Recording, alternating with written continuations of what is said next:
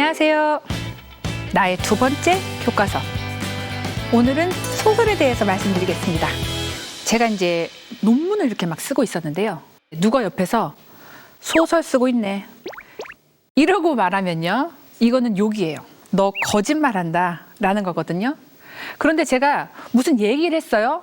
그때 옆에 있는 사람이 어머, 소설 같아. 소설의 한 장면 같아. 이렇게 말하면요, 멋있어, 야 재밌어 라는 얘기예요. 거짓말이기도 하고 재밌기도 하고. 소설이 바로 이런 건데요.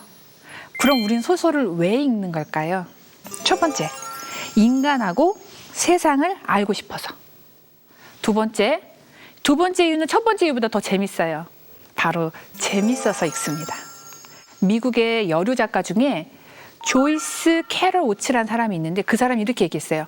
서정 시인은 거울을 들여다보고 소설가는 창밖을 내다본다 라고 말했거든요. 여기서 서정 시인이 보는 거울이 화장대에 놓여있는 거울 아니고요, 자기 내면의 거울이에요. 근데 소설가는요, 내면을 보는 게 아니라 창밖을 내다보는 거거든요. 그래서 소설가들이 이렇게 소설 준비를 할 때 카페에 앉아서 창밖을 내다보면서 이렇게 관찰을 좀 한다고 하더라고요. 제가 아는 소설가는 관찰하면서 저 사람은 직업이 뭐인 것 같아, 저 사람은 성격이 어떤 것 같아, 저 사람은 어떤 거를 할 것 같아, 이렇게 캐릭터를 형성을 하는데 도움을 받는다라고 얘기를 하더라고요. 그렇게 소설가는 관찰을 합니다. 누구를? 사회와 거기에 살아있는 사람들, 살고 있는 사람들을 관찰합니다. 이거를 정리하면 세계를, 내 밖에 있는 세계를 쫙 내 안으로 끌어 들어와서 나한테 초점 맞추는 것이 시예요. 반대로 소설은 내 안에 있는 걸 세계로 쫙 이렇게 펼쳐놓는 게 소설입니다. 시하고 소설하고 어떤 게 더 반응 속도가 빠를까요? 누가 저를 팍 쳤어요. 아, 아파. 이 아프다. 아픔에 대해서 시를 바로 쓸 수 있어요. 시가 반응 속도가 더 빨라요. 우선 시는 짧잖아요. 그리고 순간의 미학이고, 그 다음에 자기 감정과 감각에 되게 솔직한 게 시예요. 그런데 소설은 바로 나오진 않아요. 내가 아팠으면요, 생각을 해봐야 돼요. 저 인간이 나를 왜 때렸지? 오, 저 사람이 나를 때렸을 때 나는 앞으로 어떻게 해야겠다. 저 사람은 대체 누구냐? 나는 어떤 포지션에 있고, 이런 걸 좀 생각을 해야 되기 때문에 맞은 그 즉시 소설이 나오진 않습니다. 이 천천히 반응을 한다는 건 현 사회에 대한 파악과 미래에 대한 비전이 있어야지만 소설이 창작될 수 있다라는 겁니다. 소설 창작에는 그래서 이 사태와 현상과 미래를 체계화하는 과정이 필요해요. 그러니까 우리 소설을 읽으실 때 여러분 이런 거 주의하셨으면 좋겠어요. 이 소설이 저 사람의 개인적인 생각이야, 저 사람의 감정 이야기야, 그런 게 아니고요. 이 사람이 궁리를 한 거예요. 이 사회는 대체 뭐지? 이 사회에서 인간은 어떻게 살아가야 되지? 인간이라는 존재는 대체 뭐야? 라고 하는 거를 생각하고 고민한 결과물이다. 제가 맨 처음에 말씀드렸어요. 소설 왜 읽어? 우선 인간과 사회를 알 수 있어서. 두 번째, 재밌어서. 이렇게 읽는다고 했는데요. 인간과 사회를 알 수 있기도 하고 재미있는 예시를 좀 드릴게요. 첫 번째 예시는 박민규 소설가의 슬이라는 작품이에요. 슬이 뭘 의미하냐면 요 슬이에요. 슬, 무릎을 의미하는 거거든요. 이 슬은 아주 짧은 소설이에요. BC 17,000년경에 구석기 시대에 어떤 남성이 등장합니다. 이름은 우예요. 눈이 막 내리니까 동족들은 다 떠났어요. 먹을 걸 찾아서 다 떠나고 본인하고 누가 남았냐면 아내인 누라는 아내가 애기하고 같이 셋만 남았어요. 만삭인 누 때문에 우는 친족들 그 공동체를 따라갈 수가 없었어요. 근데 눈이 막 와요. 자기도 굶고 있고요, 아내도 굶고 있어요. 이 사람들한테는 고기가 필요합니다. 그래서 우가 돌칼을 만들어서 코끼리 사냥을 하러 떠나요. 자, 코끼리하고 인간 하나하고 둘이 싸우는데 누가 이기겠어요? 당연히 인간이 이길 수가 없습니다. 처음부터 이 먹이를 찾아 떠나는 우의 여정은 조금 처음 읽을 때부터 좀 짠했어요. 하늘에서 보기엔 그렇겠죠. 그런데 우의 투쟁은 아주 눈물겹습니다. 코끼리를 막 계속 쫓아가요. 왜? 쟤를 잡아야 내 새끼가 산단 말입니다. 근데 결국은 실패해요. 근데 놀랍게도 이 우는 고기를 들고 동굴로 돌아옵니다. 다친 다리를 잘라서 들고 와요. 그리고 코끼리를 죽이려고 가져갔던 그 창은 다리를 삼아서 다리에 끼운 채로 이렇게 쩔뚝쩔뚝하면서 아기와 아내한테 돌아옵니다. 이거를 보는 순간 이런 생각이 드는 거예요. 우리의 아버지들, 우리의 어머니들, 우리의 가장, 직장인들도 이렇게 한 덩이 고기를, 한 덩이 먹을 음식, 식량을 가지고 집으로 돌아가기 위해서 나의 시간을 돈으로 바꿔가면서 치욕도 견디고 모욕감도 견디고 괴로움도 견디고 피로도 견디면서 살거든요. 왜? 동굴 안에 누가 있어요, 우리한테도. 동굴 안에 새끼가 있어요. 그 친구들을 먹이려고 그렇게 애쓰잖아요. 그래서 저는 이게 구석기 시대 인간으로 보이는 게 아니라 여기서 이 마천루 같은 빌딩 사이를 걸어 다니는 아주 잠시 살아있는 개미 같은 우리의 군상들이 여기에 비쳐 보이는 거예요. 누의 투쟁이 아주 눈물겨웠기 때문에 저는 구석기 시대의 인간을 다룬 현대 소설을 통해서도 우리는 현대인을 이해할 수 있구나. 나는 이래서 소설을 보나 봐 라는 생각을 했어요. 그때 그 충격과 깨달음이 아직도 기억이 납니다. 그러면 나는 너가 그거 재밌다고 얘기하는 걸 동의를 못하겠어 라는 분들한테 조금 더 재미난 걸 말씀드릴게요. 누군가 제 학생들이 선생님 조금 웃기고 재밌고 위트 넘치는 그런 소설을 추천해 주세요 라고 하면은 저는 나온 지 조금 됐지만 성석재 작가 걸 읽어. 그중에서 뭘 읽을까요? 라고 하면은 황만근은 이렇게 말했다. 그거 한번 읽어봐 라고 얘기를 합니다. 이게 조금 단편보다 약간 긴 소설인데요. 소설은 사회의 시대 정신을 반영한다고 했잖아요. 그런데 생각해 보세요. 우리가 1950년대 전쟁을 겪었습니다. 그 다음에 60년대, 70년대 막 산업 개발한다고 굉장히 또 힘든 시기를 겪었죠. 그리고 민주화 항쟁한다고 아주 막 사회와 역사의 거센 파도가 막 이렇게 막 몰아칠 때는 나 개인의 작은 욕망을 말할 그럴 여지가 없었어요. 대부분 엄숙한 이야기, 조금 시대적인 이야기, 모든 사람이 다 중시하는 사회적인 이야기, 이렇게 거대한 서사에 관련된 소설들이 주로 나왔어요. 그러다가 1990년대에 들어와서 바깥의 사회적인 이야기 때문에 억눌렸던 내면의 이야기, 나는 좀 슬픈 것 같아, 나를 좀 위로해주지 않겠어? 나는 상처를 받았었어. 이렇게 내면의 고백이 시작이 돼요. 고백이라는 것이 이제 또 화두가 되었다가 그 다음에 나온 작가가 성석재예요. 이 성석재 작가를 보면서 저는 뭘 떠올렸냐면요. 옛날에 농촌 마을에 일이 제일 없을 때가 언제냐면요. 겨울이에요. 겨울에는 이제 농한기라고 해서 골방에 모여갖고 새끼를 꼽니다. 이렇게 새끼를 꽈요. 새끼를 혼자 꼬면 심심해요. 이럴 때 꼭 이야기꾼이 있어요. 아재, 재밌는 얘기 좀 해봐. 그러면 이제 아재가 옛날 옛적에 그랬단다, 뭐 이렇게 얘기를 하는 거예요. 옛날에는 이렇게 한글 소설 같은 거를 길에서 공연처럼 이야기를 하는 만담꾼이라든지 이야기꾼들이 있었어요. 이게 알게 모르게 전통이 있었거든요. 이 이야기꾼의 전통을 이어받았다라는 의미가 있어요. 되게 격식 있고 우아하고 엄중하고 그런 얘기가 아니라 꼭 옆에서 아저씨가 새끼 꼬면서 그때 그랬대, 황만근이가 글쎄 그랬다는 거야, 아이고 저런, 라면서 듣게 되는 그런 얘기가 있어요. 근데 재미만 있진 않고요, 울림이 좀 있어요. 황만근이라는 사람은 사실은 전이라든지 자서전을 써주기에는 그렇게 적합한 인간은 아니었어요. 못난이에요. 모질이에요. 사람들이 제일 무시하는 아주 구박받는 한 농촌 마을의 일원이에요. 이 사람 품값도 사람들이 제일 적게 쳐줬어요. 그런데 황만근이 탈탈탈탈 경운기를 타고 저기 시위를 하러 갔다가 안 돌아옵니다. 만근이가 뭔 일이 있는겨? 왜 안 돌아오는겨? 이제 사람들이 이렇게 떠들기 시작해요. 그냥 구박댕이였는데 없어지니까 이제 사람들이 만근이가 이런 일까지 했는겨? 막 이런 생각이 드는 거예요. 뭐냐? 우선 분변을 푸는 거부터 퇴비 만들어서 사람들 나눠주는 거. 더럽고 비천하고 힘든 일을 황만근 씨가 다 맡아서 했었어요. 황만근 씨 없으면 엄마는 밥을 할 줄도 모르고요. 아들이 있는데 아들도 뭔가를 할 줄을 몰라요. 다 황만근한테 이렇게 기대에 있었어요. 이 착한 사람이 그걸 다 했다고요. 그런데 동네 사람들하고 가족들은 이 만근 씨를 구박만 했네요. 나중에 알고 보니까 이제 망근 씨가 혼자서 약속을 지키려고 이제 경운기를 달달달달달 타고 올라갔다가 사람이 없네. 또 달달달달달 타고 내려오다가 밤에 경운기가 전복이 돼갖고 거기서 술을 홀짝홀짝 마시다가 얼어 죽었어요. 이 황망근 씨의 죽음을 사람들이 어떻게 볼까요? 사람들한테는 맨날 구박만 받는데 사실은 가장 인정 있고 순박하고 인간성을 갖추고 있는 인간이었구나 라는 부분을 풍자적으로 혹은 약간 씁쓸하게 바라보는 시선이 있습니다. 아무튼 황망근 읽어보시면 황망근의 인생을 이렇게 막 고발하는 방식도 아닌데 재미난데 얼마나 우리한테 스스로에게 어떤 깨달음을 주는지 느껴보실 수가 있겠어요.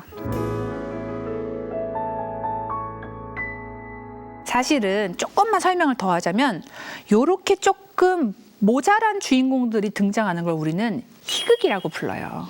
황망근이 희극이라는 얘기가 아니고 이거는 서사 장르 중에서 제일 오래된 두 가지 장르가 있는데 하나는 희극이고 하나는 비극이에요. 희극하고 비극은 굉장히 오래전부터 있었던 가장 오래된 서사시의 계열이라고 보는데요. 많은 사람들이 이런 오해를 하고 있어서 설명을 좀 드릴게요. 비극을 사람들이 슬픈 이야기, 희극은 웃긴 이야기 이렇게 딱 가름하고 마는데 주인공이 누가 나오느냐를 우선 주목을 하시면 희극하고 비극하고 구분이 좀 쉬워요.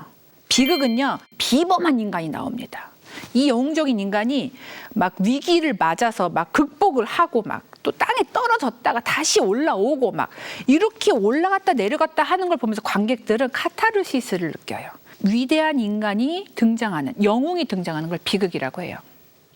희극은요, 우리보다 조금 못난 인간이 등장을 해요. 그러니까 못난 인간이 막 슬립스틱해서 막 이렇게 괜히 막 굴르고 막 넘어지고 김부츠는 막 연구 없다 막 이러고 이런 게 희극이거든요. 비극은 슬픈 결말, 희극은 웃긴 결말. 그게 아니고 주인공이 누구냐에 따라서 두 개를 구분을 하시면 돼요. 성석재는 희극으로 갈 뻔했는데 사실은 결말이 그렇게 희극적으로 하하하하 웃고 끝날 만큼 그렇게 심플하진 않아요. 결말이 심플하지 않다는 게 바로 현대소설의 특징이에요. 현대소설은요, 옛날 소설처럼 그냥 끝이 권선징악, 사필귀정 이렇게 끝나지 않습니다. 고전소설 잘 생각해 보세요. 호부후영을 못하는 홍길동이 있어요. 홍길동 결말은 해피엔딩입니다. 율도국에 가서 왕이 되어 살아요. 심청전 보세요. 심청이는 무려 왕후가 되고요. 아버지는 막 기적처럼 눈을 뜨고요. 해피엔딩으로 끝나요. 고전소설들은 옛날에 쓰여진 이런 이야기들은 대개 끝 맺음이 이렇게 끝났으면 좋겠어 라고 하는 이상적인 끝맺음으로 끝나거든요. 아, 현실에서는 불가능하더라도 나는 여기서라도 대리만족을 할 수가 있어요. 그런데 현대소설은 그렇지 않습니다. 우리가 영화를 볼 때 국룰이 있잖아요. 주인공은 죽으면 안 돼요. 주인공이 막 죽으려고 해도 살아날 거야. 쟤는 주인공이니까. 현대소설에서는요, 주인공이 죽기도 해요.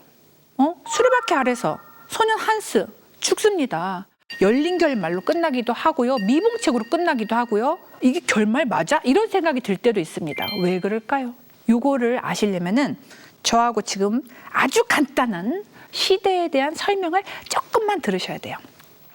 제가 지금부터 고대, 중세, 근대 얘기를 할 거예요. 많은 학자들이 고대는 뭐야, 중세는 뭐야, 근대는 뭐야 이렇게 규정하는 게 조금씩 달라서 저는 제 나름의 생각을 전해드리는 거니까 이견이 있을 수는 있습니다. 그런데 저는 어떻게 구분을 하냐면요. 인간과 신의 관계로 시대를 이해를 하니까 편하더라고요. 고대는요.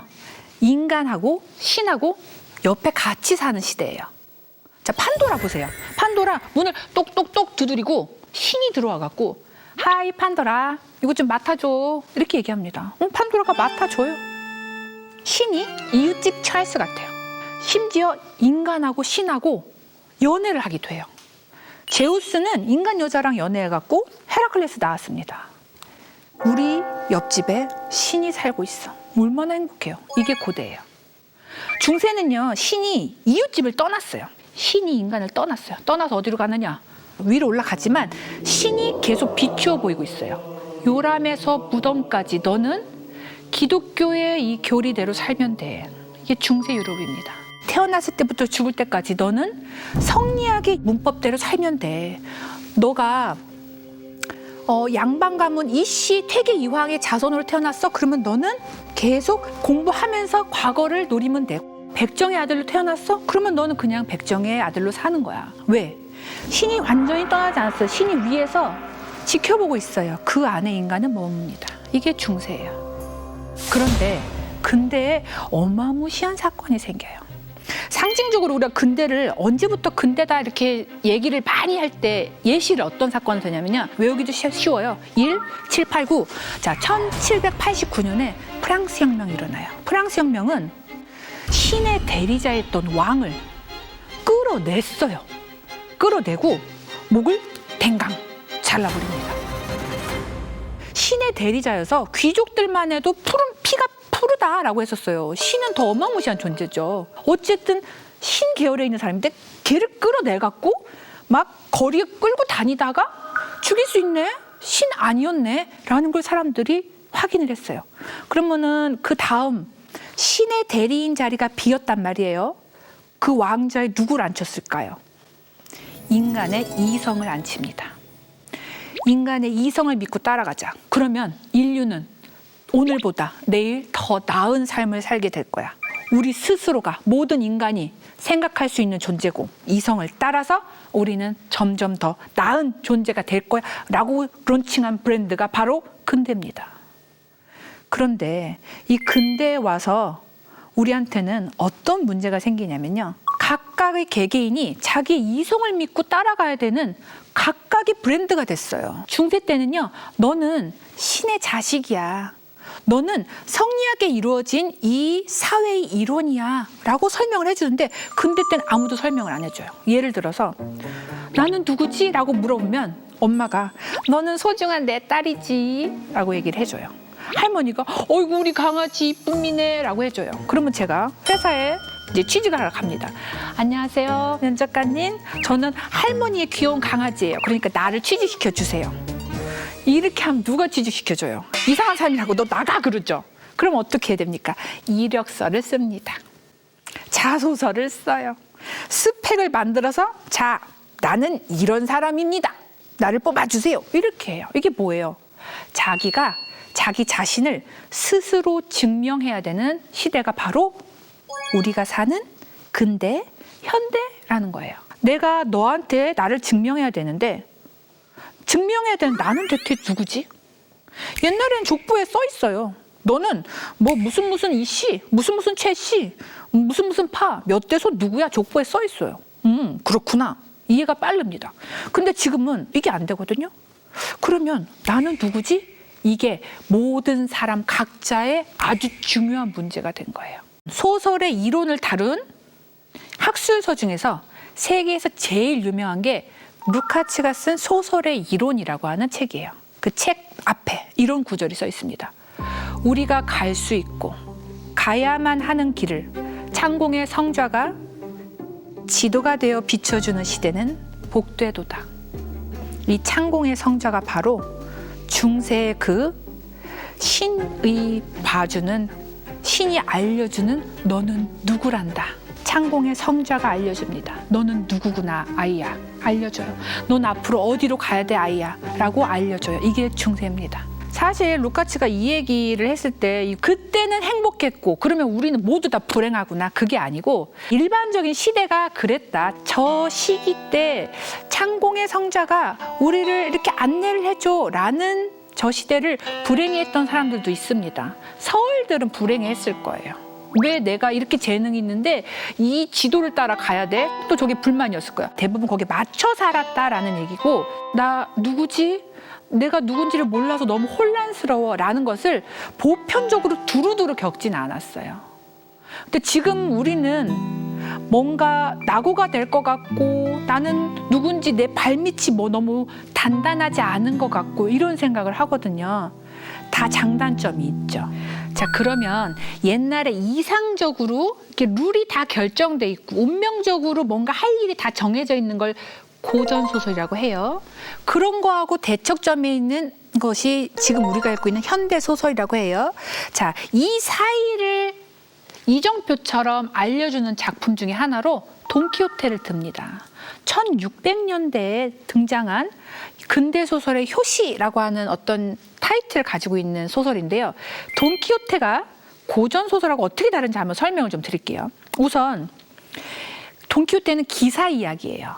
예전에 중세의 기사를 생각해 보십시오. 기사는요, 태어나자마자 계급이 기사가 될 만한 귀족 계급이어야 돼요. 귀족 계급이고 기사 서임을 받죠. 왕이 너를 기사로 명하노라. 그러면 내가 기사가 되었도다 라고 하죠. 굉장히 갑옷을 멋있게 입어야 되고요. 밑에 이제 또 따라다니는 시종, 종자라고도 하는데 이제 시종이 있어야 돼요. 멋진 준마가 있어야 됩니다. 하얀 말이라든지 윤기같이 짜르르 흐르는 흑마라든지 있어야 돼요. 기사의 운명적인 조건은 뭐냐면 용을 죽이고 와야 돼요. 용, 괴물이야. 따그닥 타서 용을 목을 딱 치고 돌아와야 돼요. 가기 전에 아름다운 레이디가, 뭐 공주일 수도 있고 귀족일 수도 있어요. 레이디가 이렇게 손목에다가 뭘 묶어줍니다. 무운을 빌어준 잘 갔다 와. 그러면은 용머리를 딱 해갖고서는 공주한테 딱 갖다 바치는 게 이게 전형적인 기사단이에요. 그런데 돈키호테는 여기서 뭔가가 삐그덕 어긋나기 시작해요.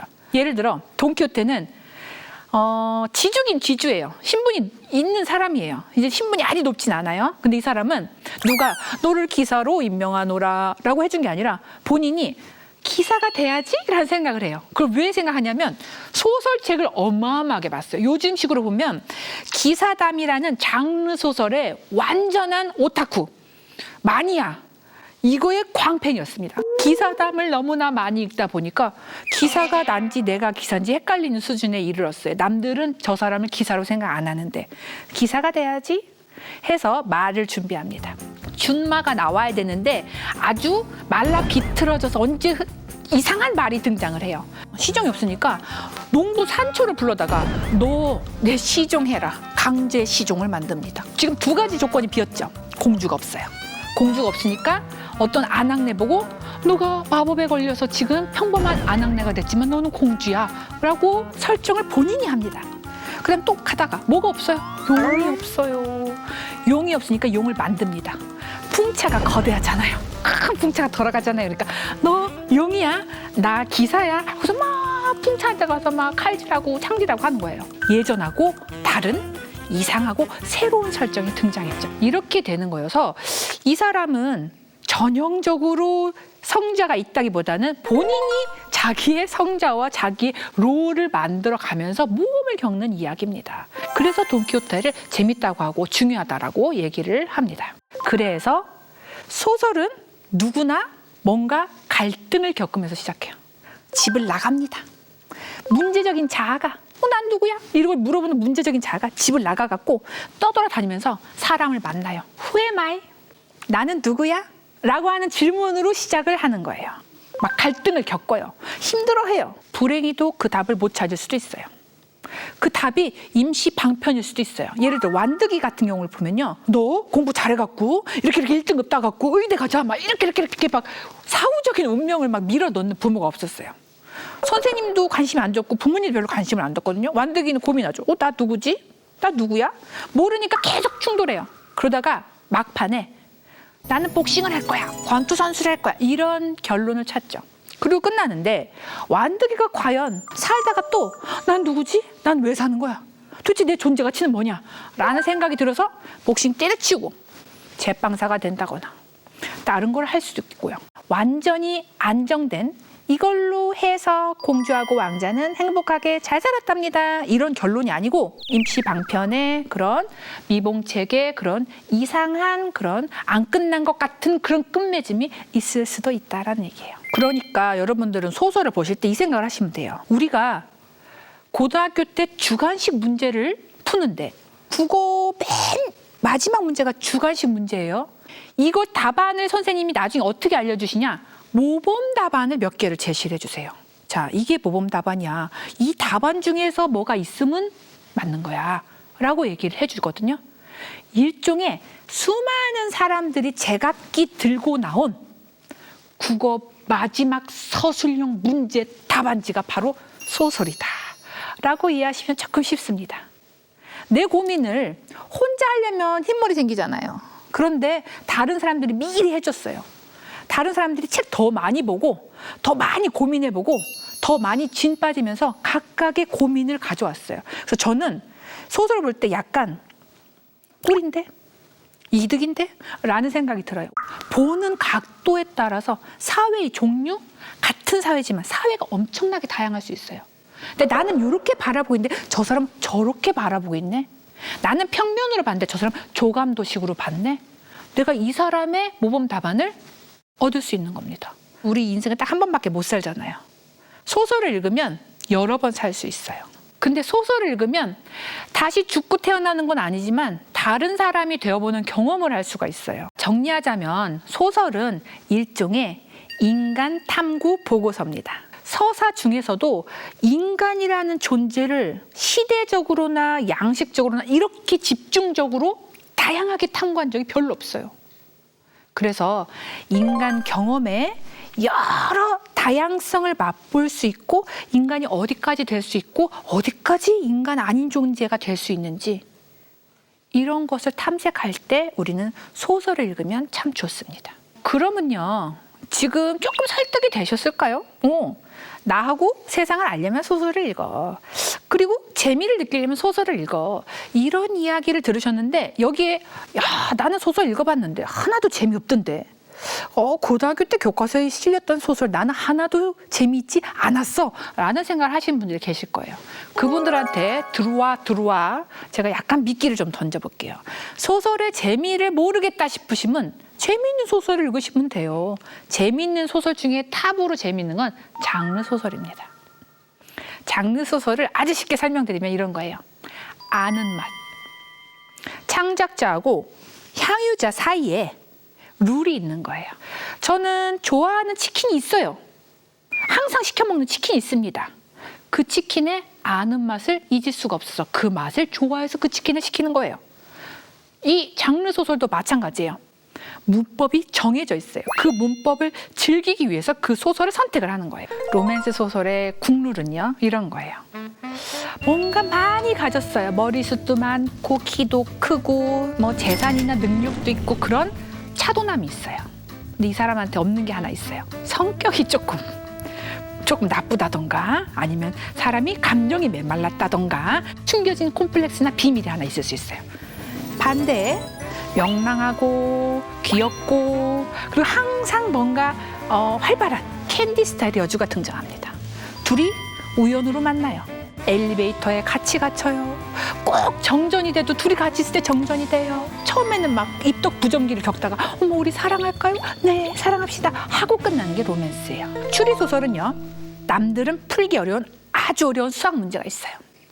올림피아드급 수학 문제를 열심히 제도 샤프 좀 놀아본 학생이 막 풀어요. 남들이 잘 못 푸는 어떤 살인사건의 범인을 푸아르 경감이나 셜록 홈즈는 풀어요. 너지? 이렇게 풀어요. 그때 안 풀리는 문제를 풀었다라고 하는 이 기쁨을 느끼려고 추리소설을 읽는 겁니다. 공포 스릴러는요, 항상 어떤 안전하고 안온한 작은 커뮤니티가 있어요.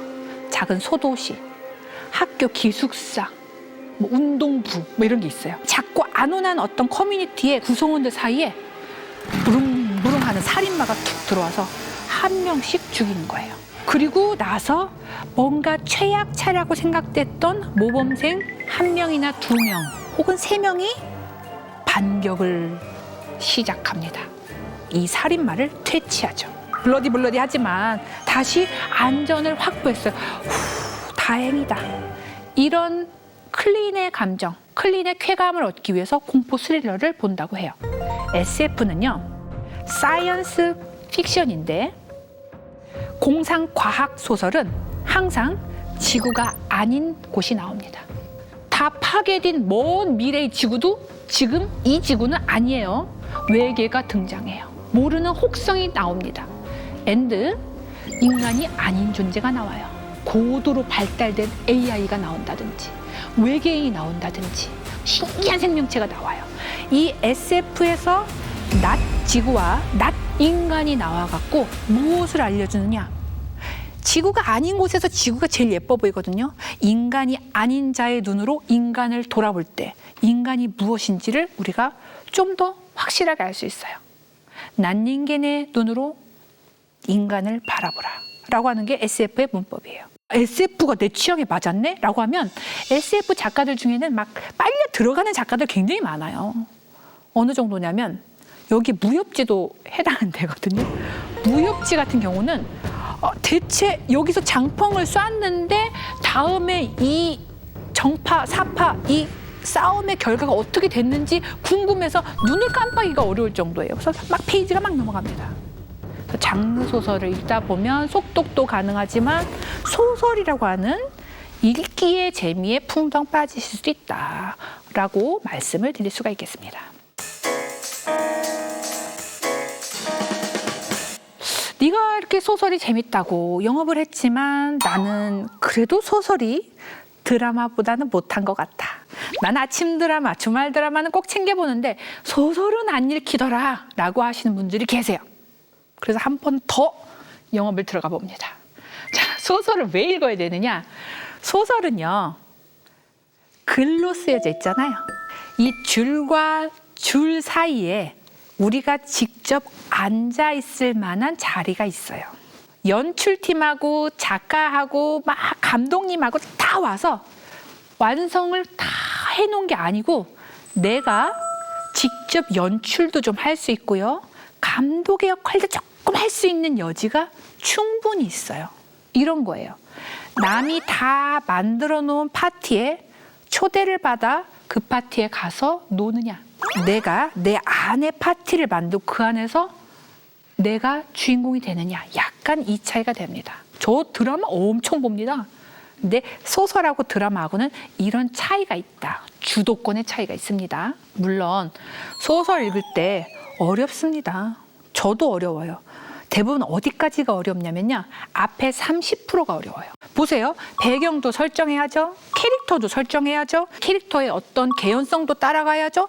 인간, 배경, 인물 관계 이런 것들을 여러분들이 이해하시는데 앞에 3분 응선까지 어렵습니다. 그런데 이 30%만 여러분들이 잘 다지시면 그 다음 가는 건 쭉 갑니다.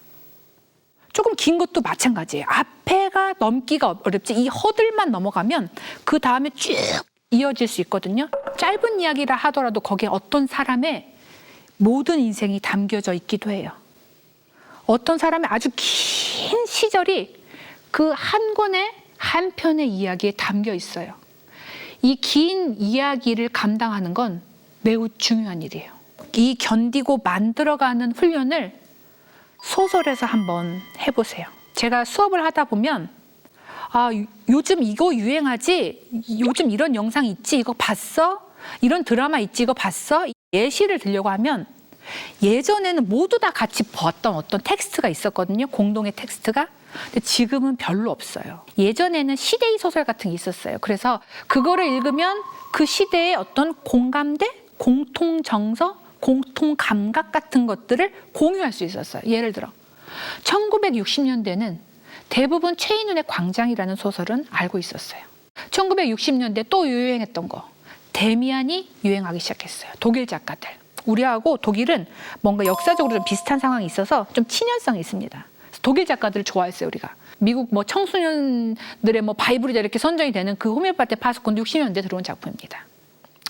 그리고 70년대에는 갈매기 꿈이라고 하는 작품이 유행을 했죠. 70년대 정말 유명한 세임테치베리 어린 왕자가 번역되기 시작했죠. 1980년대는 이문열이라는 작가가, 90년대는 하루키라는 작가가 대유행을 했었고 이런 식이었는데 옛날에 소설의 지형도가 북두칠성의 큰 별들이 반짝이는 북두칠성적인 그런 지형도라면 요즘의 지형도는 은하수처럼 밀키웨이처럼 아주 수많은 별들이 반짝이는 그런 다양성의 지평으로 확대가 되었습니다. 소설이 다양화되는 건 나쁜 건 아니지만 내 취향을 고르시는 데는 조금 더 시간이 걸릴 수도 있어요. 독자가 줄어들고 책 읽는 사람이 줄어들면서 이 다양성의 총합, 다시 말해서 은하수의 크기가 줄어드는 것은 아닌가? 라는 생각이 조금 들기도 합니다. 그래서 여러분들 조금 소설이 이런 매력이 있구나 설득이 좀 되셨으면 좋겠는데 영상과 함께 소설의 탐색도 같이 즐기는 시대가 왔으면 좋겠습니다. 오늘 수업 마치겠습니다. 감사합니다.